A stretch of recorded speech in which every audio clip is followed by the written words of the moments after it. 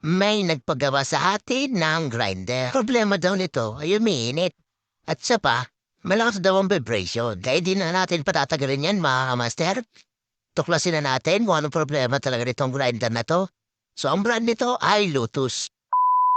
So ang una natin gagawin mga master ay tatanggalin natin tong screw para matingnan talaga natin kung anong sira ng grinder na to. So ayun, tinanggal ko na yung cover. At ayun, kung makita niyo mga master, parang mayroong kumalas na bearing dyan sa may parte na yan, sa may shafting. At para matanggal natin yung master, ayan, tanggalin natin itong isa. Pero ibabalik ko muna yung cover kasi baka masira yung mga connection doon. Ito muna tatanggalin ko. May screw pa dito. Apat yan. Ayan, yan ang tatanggalin natin. So pagtatanggal ng grinder assembly mga master, yan, hilahin lang natin yan. At mahuhugot na yung pinaka shafting niya. So, si Sir nga pala ay nagpagawa rito kasi nasira nga yung grinder na hinarap niya. Kaya no choice talaga siya na ipapagawa talaga niya ito. Kasi nahihiya siya na ibalik to nasira dun sa may-ari ng grinder. So, mabuti hindi pa masyadong napuruhan tong pinaka-road, ano niya. Yung may ba ito? Saman tawag yan, rotor ba yan? So, hindi naman siya masyadong na-damage. Kasi nagapan pa siya, hindi pa siya masyadong natagalan sa paggamit na sira. So yun mga master, ito na yung bearing na natanggal, nagkalasa na. So yan, tatanggalin lang natin yung nahiwa pang bearing dun sa yung pinaka-housing niya. At ayun, ayan yung cover ng bearing. So ito ang pinaka-inner bearing guide, inner guide. Ay tatanggalin na natin para madala din siya sa bibilhan ng pyesa.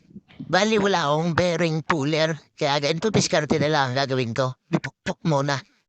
So madali lang naman tanggalin yung gantong bearing kasi maliit. At hindi naman siya yung sobrang tikas tanggalin. Kung bibili nga pala kayo ng bearing, dalhin niyo yung luma kasi yun ang reference niya para mapalitan. Kasi nandun yung mga part number at yung sukat ng bearing.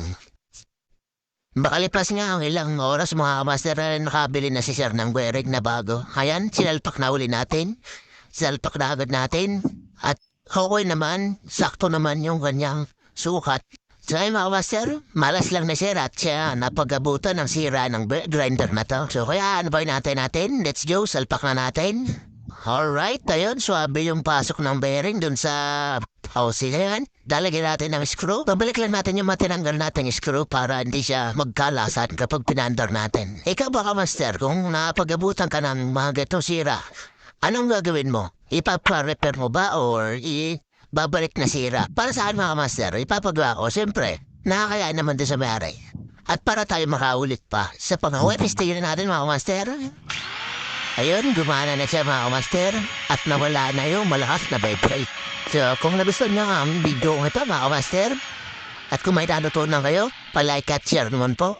At kung hindi ka pa nakapalo, baka naman.